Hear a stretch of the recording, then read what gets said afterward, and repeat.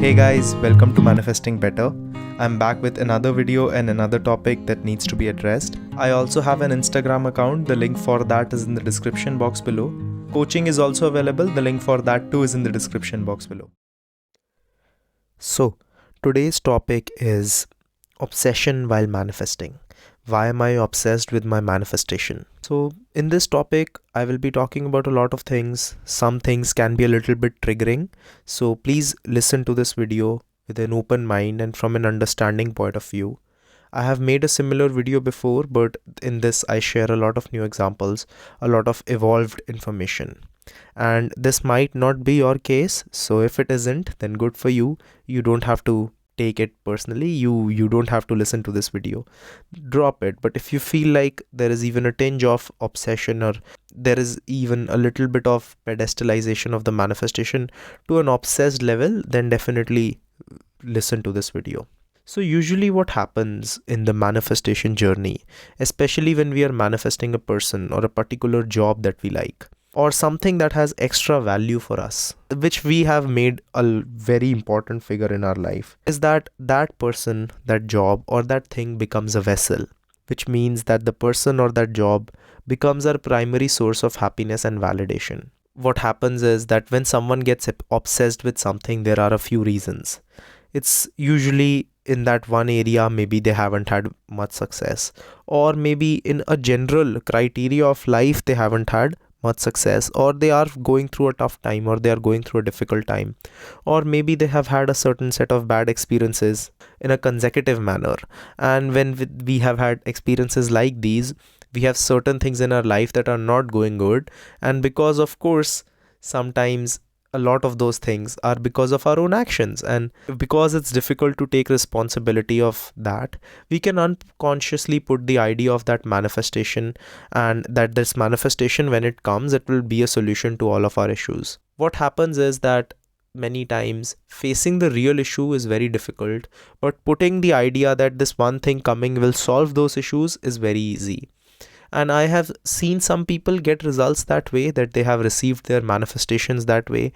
But I have seen them get into deeper and deeper holes, because what happens is that when that thing arrives and when they finally receive that thing that they have been wishing for all along, what happens is that that thing still doesn't solve their issues. That might give them a temporary sense of happiness, but it doesn't give them a full sense of control. It doesn't give them a full sense of peace. And that is what makes them even go down a very deep hole, because now they don't have anything to put their sense of validation on.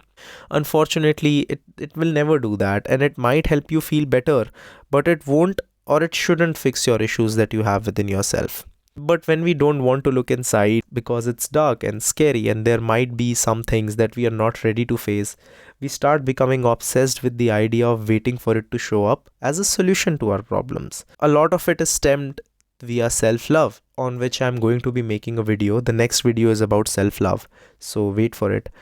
But that is what actually results in obsession. Our hope of a better future is purely dependent on that manifestation showing up in a certain way. And when we keep on manifesting more unwanted things in our life, we keep increasing the obsession with the manifestation, because according to us, that is the answer. And usually when we are in a situation like this, we do tend to manifest more unwanted things, because when we are obsessed with something in an unhealthy way, think about this as a mirror. So the world being a mirror, it gives you everything that you are, exactly who you are. And if you are someone who is obsessed, usually the obsession, when it's unhealthy, it's coming from a deep sense of lack within yourself, and we keep expecting the outside to change in order to fulfill that deep sense of lack. But all we will keep seeing is more and more reasons to feel that deep sense of lack. Now let's say that that's not the answer. Let's say we have determined that that's not the answer. Well, what's the answer? The answer is the person that you see in the mirror. The answer is you. Because really ask yourself, how can I get my life together starting tomorrow? It can be a really small step and can be the smallest step possible, but it has to be a step. It cannot be nothing. Now, let me explain the power of these small steps, why these small steps are helpful, and how to put these small steps into control. Like I said, usually when something is happening in our life and we are obsessed with something, it's because the other areas of our life to a certain extent are not going good, or in this one particular area we have not seen a lot of success. So let's take these two situations.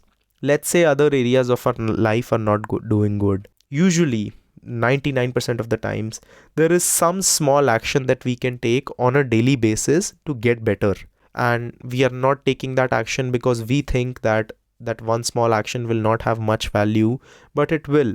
Can be waking up on time, can be having good food, can just be grooming yourself on time, can be walking because it makes you feel good, can be sleeping on time because your sleep is very important for you. And a lot of you will come and tell me that, oh, I don't need to sleep in order to manifest. Okay, maybe you don't, but you do need to sleep in order to wake up fresh.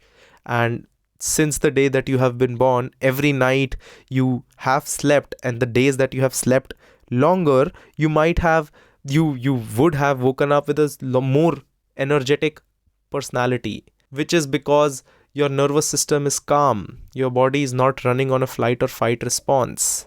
So understanding that is very important.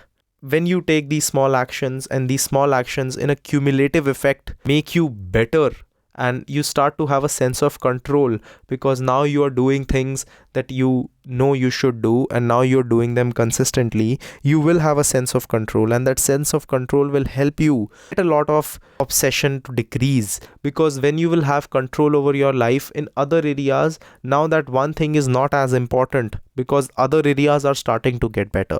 If your situation is that you have not received success in that one area, then maybe sitting down and asking yourself, what are the actions I took, or what are the things that I contributed to me not having success in that area. Maybe it's if it's relationships, then asking yourself a question that why are my relationships always unhealthy? What are the actions that I can do to be more healthy in relationships?